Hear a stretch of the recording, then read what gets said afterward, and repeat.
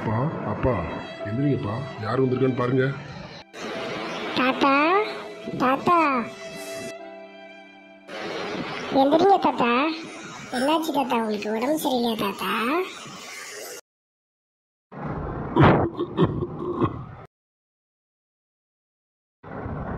அடே பேரண்டி, நீ எப்படா வந்த ஊருக்கு?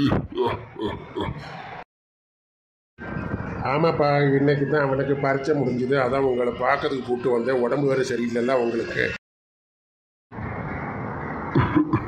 எனக்கு ஒண்ணு இல்லை.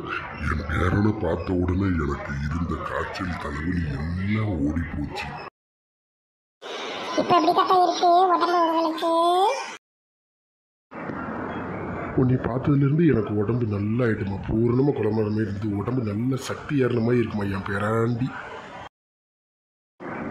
பாத்தியா உங்கள் தாத்தாவை நேற்று வரைக்கும் படுத்துட்டு ஒன்று கூட சாப்பிடாம இருந்தார், எதுவுமே சாப்பிடல.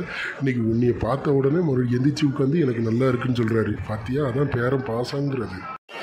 ஐயா, எங்க தாத்தா குணமாயிட்டாரு. ஐயா ஐயா, கடவுளுக்கு நன்றி. லைக் பண்ணுங்க மறக்காம.